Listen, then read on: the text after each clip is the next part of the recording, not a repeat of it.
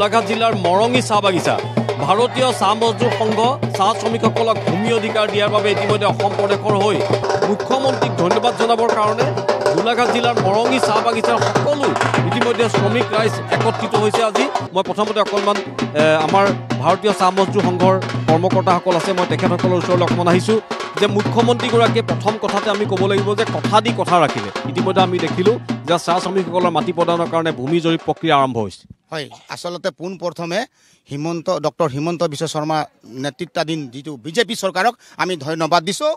ইনকলাব জিন্দাবাদ, ডক্টৰ হিমন্ত বিশ্ব শৰ্মা জিন্দাবাদ।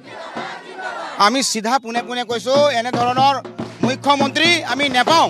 আচলতে কথাটো এইটো হৈছে 200 বছৰ হৈ গ'ল, আমাৰ 4 পুৰুষ নানা নানি মৰি গ'ল। আমি এই ইছ্যুটো এই আন্দোলনটো সমগ্ৰ অসমত আমি তীব্ৰতৰ কৰি তুলিছিলোঁ, কিন্তু কোনো এখন চৰকাৰে আমাৰ প্ৰতি গুৰুত্ব আৰোপ নকৰিলে, চাহ শ্ৰমিকৰ প্ৰতি কোনো গুৰুত্ব আৰোপ নকৰিলে। কিন্তু বিজেপি গভৰ্ণমেণ্ট অহাৰ লগে লগে আমি যি ধৰণৰ মানে এই চাহ শ্ৰমিকৰ যিটো মাটিৰ পাট্টা, সেই মাটিৰ পাট্টাটো দিবৰ কাৰণে যি প্ৰক্ৰিয়া আৰম্ভ কৰিলে, কালি ইতিমধ্যে তিতাবৰৰ মানে আমাৰ ধৌলি চাহ বাগিচাৰ পৰা আৰম্ভ কৰিছে। সেইকাৰণে আমি মৰঙী চাহ বাগিচাৰ পৰাই আমি হিমন্ত বিশ্ব শৰ্মাক ধন্যবাদ দিছোঁ আৰু আমি তেওঁৰ দীৰ্ঘায়ু কামনা কৰিছোঁ, যাতে এনেধৰণৰ শক্তিশালী মুখ্যমন্ত্ৰী আমাক লাগিব। আৰু সমগ্ৰ অসমৰ চাহ জনগোষ্ঠীৰ আদিবাসী ভাই বন্ধুসকলক আমি অনুৰোধ কৰিছোঁ যাতে ভূমি নাথাকিলে একো নাই, মাটিৰ অবিহনে একো নাই, কিন্তু মুখ্যমন্ত্ৰী সেইটোৱেই আমাৰ কথা দিছিলে আমি মাটিৰ পাট্টা দিম বুলি, আৰু কথা তেওঁ ৰাখিলে। গতিকে আজি হিমন্ত বিশ্ব শৰ্মা ডাঙৰীয়াক সকলোৱে আজি কাম বন্ধ কৰি আমাৰ ইয়াত চবে ৰাইজ গোট হৈ ধন্যবাদ দিবৰ কাৰণে আমি ওলাইছোঁ। আৰু সমগ্ৰ অসমবাসী চাহ জনগোষ্ঠীৰ ৰাইজসকল, আদিবাসী ৰাইজসকল আমি অনুৰোধ কৰিছোঁ সকলোৱে মৰম দিয়ক আৰু মৰম লওক। আজি হিমন্ত বিশ্ব শৰ্মা আমাক মৰম দিছে আৰু আমিও মৰম দিব লাগিব। গুৰুত্বপূৰ্ণ কথা মই এবাৰ দেখুৱাইছোঁ যে ইতিমধ্যে চাকি ধূপ জ্বলাই মুখ্যমন্ত্ৰী ইতিমধ্যে তেখেতসকলে পূজা কৰিছে বুলি ক'ব লাগিব। ইয়াত ইতিমধ্যে এখন ফটো লগাই মুখ্যমন্ত্ৰী তেখেতসকলে মুখ্যমন্ত্ৰীক পূজা কৰিছে এইবাবে যে চাহ শ্ৰমিকসকলৰ যি ভূমি অধিকাৰ তেখেতসকলে ইতিমধ্যে লাভ কৰিবলৈ সক্ষম হৈছে। মই আপোনাৰ ওচৰলৈ আহিছোঁ বাইদেউ, ইতিমধ্যে আপোনালোকে 200 বছৰ ধৰি নিজৰ মাটিৰ কাৰণে আপোনালোকে যুদ্ধ কৰি আহিবলগীয়া হৈছিল আৰু শেষত মুখ্যমন্ত্ৰী ডক্টৰ হিমন্ত বিশ্ব শৰ্মাই আপোনালোকক কিন্তু ভূমি প্ৰদানৰ কাম আৰম্ভ কৰিছে। পোনপ্ৰথমে মই বিজেপি চৰকাৰক বা অসমৰ মুখ্যমন্ত্ৰী ডাঙৰীয়াক মই নমস্কাৰ জনাইছোঁ আৰু কৈছোঁ আজি যুগ যুগ ধৰি আমি যি এইটো আমাৰ লেবাৰ কোৱাৰ্টাৰৰ যি ভূমি পাট্টা বিচাৰিছিলোঁ, আজি অত চৰকাৰ আহিলে আৰু গ'লে সিহঁতে দিয়া নাই আমাক।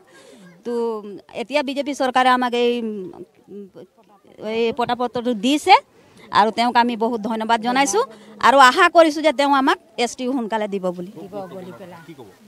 নমস্কাৰ, প্ৰথমতে মোৰ নিজৰ পৰিচয়টো দিব বিচাৰিছোঁ। মই চেনিমাই তাঁতী হয়, মৰঙী বাগানৰ, আৰু মই এজনী শ্ৰমিকে হয়। তো আমি ভাল লাগিছে আমাক আজি হেমন্ত মামাই যে আমাৰ পটা দিছে, সেইটোৰ কাৰণে আমি তাক ধন্যবাদ দিছোঁ। আৰু আমি ভাবোঁ তাই যে আমাৰ লগত সদায় দিনে থাকক আৰু আমাক হিমন্তকে লাগে। আৰু লগতে আৰু এটা কথা, আমাৰো STটো আমাক দৰকাৰ। গুৰুত্বপূৰ্ণ কথা। ইতিমধ্যে মই অকণমান মাদল বজাব লাগে, সকলোৱে ফূৰ্তি কৰিব লাগে একেলগে, কি ক'ব? কি ক'ম আৰু ভাল লাগিছে, শুনি ভাল লাগিছে আৰু মাটি পত্ৰ আমাক লাগে বুলি কৈছোঁ, এইটোকে ধন্যবাদ।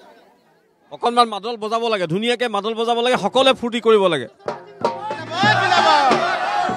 হয়, আজি আমি মৰঙী চাহ মজদুৰ আৰু মৰঙীবাসী আগা হৈ আমি হিমন্ত বিশ্ব শৰ্মাক ধন্যবাদ জ্ঞাপন কৰিছোঁ আৰু তেখেতে আমি মাটি পত্ৰ দিয়াৰ কাৰণে আমি হিমন্ত বিশ্ব শৰ্মালৈ বহুত বহুত ধন্যবাদ কৰিছোঁ আৰু তেখেতৰ দীৰ্ঘদিন আয়ু কামনা কৰিছোঁ।